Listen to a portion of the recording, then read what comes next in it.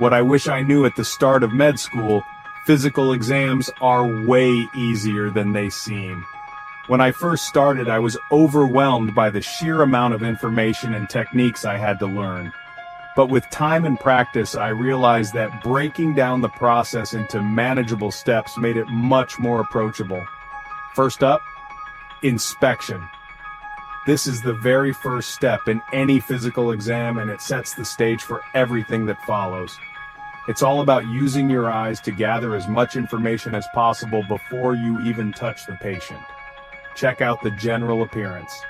We're talking overall vibe. Look at how the patient is sitting or standing, their level of comfort or distress, and any obvious abnormalities. This can give you a lot of clues about their overall health. Skin should be warm, dry, and intact. The skin is a window to the body's internal state. Look for any changes in color, texture, or integrity. These can be signs of underlying conditions. If you see rashes or lesions, that's a red flag. Now, onto respiratory rate. The skin can tell you a lot about a patient's health, from hydration status to potential infections or systemic diseases. Should be regular and symmetric. Observing the respiratory rate is crucial. It can indicate how well the patient is oxygenating and ventilating. Count the breaths for a full minute to get an accurate rate. Tachypnea or bradypnea? Not good. Rapid breathing or tachypnea can be a sign of respiratory distress, while slow breathing or bradypnea can indicate central nervous system depression or other serious conditions. Heart area? No visible pulsations or deformities. When inspecting the chest, look for any abnormal movements or deformities. Visible pulsations can indicate an underlying cardiac issue. Abdomen should be flat distension or a visible mass. A distended abdomen can be a sign of fluid accumulation, organ enlargement, or other serious conditions.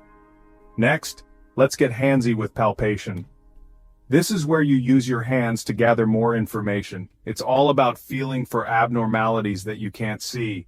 The abdomen should be soft and non-tender. When palpating the abdomen, you're checking for any areas of tenderness, masses, or organomegaly. Tenderness or rigidity? Bad news. Chest should feel warm. Tenderness can indicate inflammation or infection, while rigidity can be a sign of peritonitis or other serious conditions. Coldness or localized warmth? Problematic. Cold skin can indicate poor perfusion, while localized warmth can be a sign of infection or inflammation. Peripheral pulses need to be strong and equal bilaterally. Checking the peripheral pulses can give you information about the patient's circulatory status. If they're weak, absent, or bounding, something's up. Joints should move smoothly. Abnormal pulses can indicate a variety of conditions, from arterial occlusion to hyperdynamic circulation. Swelling or crepitus, not normal. Now, wheel percussion. Swelling can indicate inflammation or injury, while crepitus can be a sign of air in the subcutaneous tissue or joint abnormalities. The chest should sound resonant. Percussion helps you assess the underlying structures by the sound they produce. A resonant sound indicates normal air-filled lungs. Dullness means fluid or mass. A dull sound can indicate the presence of fluid, a mass, or consolidation in the lungs. Hyperresonance? That's air trapping. Hyperresonance can be a sign of conditions like pneumothorax or emphysema, where there is an abnormal amount of air in the chest. The abdomen should sound tympanic. Tympany is the normal sound over the abdomen, indicating the presence of gas in the stomach and intestines. Dullness means solid organ or mass. Dullness in the abdomen can indicate the presence of a solid organ, mass, or fluid.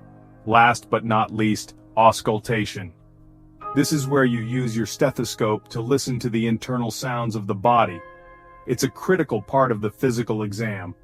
Heart sounds over the apex should be regular S1 and S2. Normal heart sounds are crucial for assessing cardiac function. Listen for the lub-dub sounds of the heart valves closing.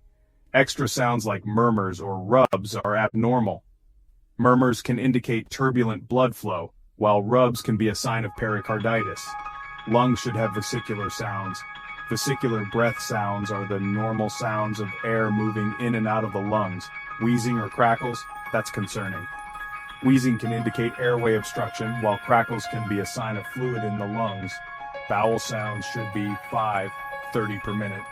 Normal bowel sounds indicate proper gastrointestinal function. Listen for gurgling or rumbling sounds. Hyperactive, hypoactive, or absent sounds?